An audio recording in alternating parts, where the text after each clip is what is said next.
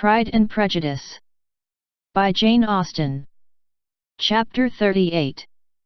On Saturday morning Elizabeth and Mr. Collins met for breakfast a few minutes before the others appeared, and he took the opportunity of paying the parting civilities which he deemed indispensably necessary. "I know not, Miss Elizabeth," said he, "whether Mrs. Collins has yet expressed her sense of your kindness in coming to us, but I am very certain you will not leave the house without receiving her thanks for it.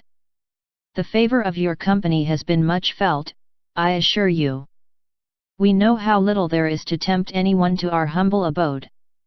Our plain manner of living, our small rooms and few domestics, and the little we see of the world, must make Hunsford extremely dull to a young lady like yourself, but I hope you will believe us grateful for the condescension, and that we have done everything in our power to prevent your spending your time unpleasantly." Elizabeth was eager with her thanks and assurances of happiness.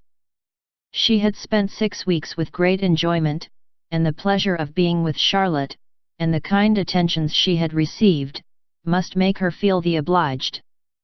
Mr. Collins was gratified, and with a more smiling solemnity replied, "It gives me great pleasure to hear that you have passed your time not disagreeably.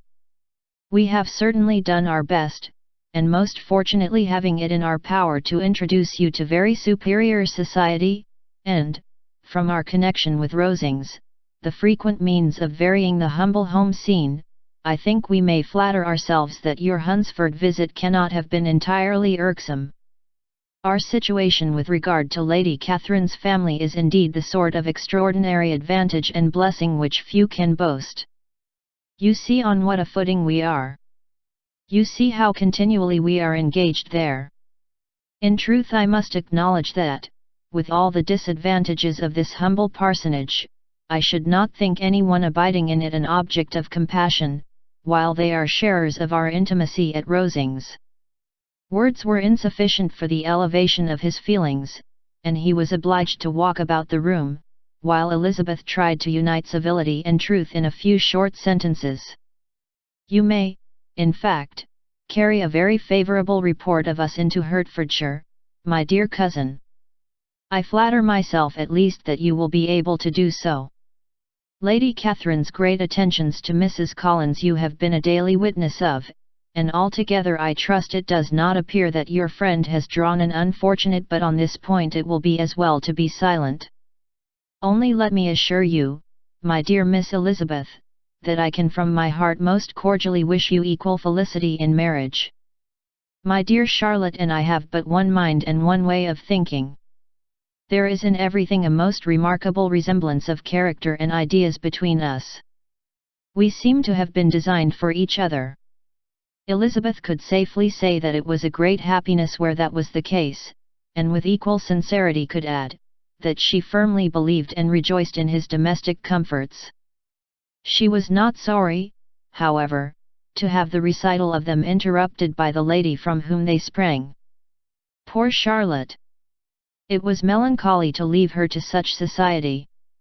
But she had chosen it with her eyes open, and though evidently regretting that her visitors were to go, she did not seem to ask for compassion. Her home and her housekeeping, her parish and her poultry, and all their dependent concerns, had not yet lost their charms. At length the chaise arrived, the trunks were fastened on, the parcels placed within, and it was pronounced to be ready.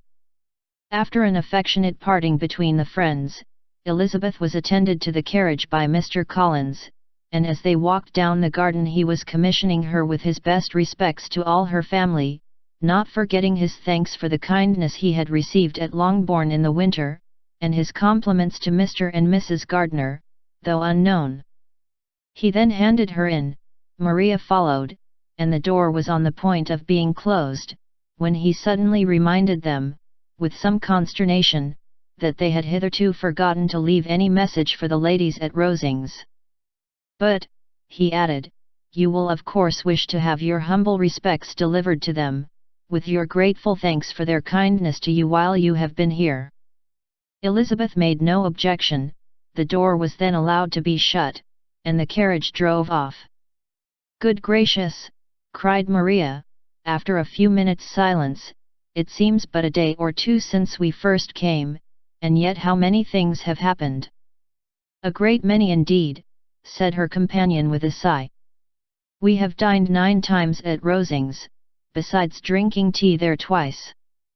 How much I shall have to tell," Elizabeth added privately, "and how much I shall have to conceal."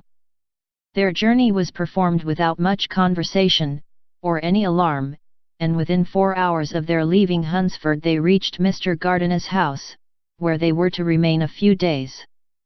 Jane looked well, and Elizabeth had little opportunity of studying her spirits, amidst the various engagements which the kindness of her aunt had reserved for them. But Jane was to go home with her, and at Longbourn there would be leisure enough for observation. It was not without an effort, meanwhile, that she could wait even for Longbourn, before she told her sister of Mr. Darcy's proposals. To know that she had the power of revealing what would so exceedingly astonish Jane, and must, at the same time, so highly gratify whatever of her own vanity she had not yet been able to reason away, was such a temptation to openness as nothing could have conquered but the state of indecision in which she remained as to the extent of what she should communicate, and her fear, if she once entered on the subject, of being hurried into repeating something of Bingley which might only grieve her sister further.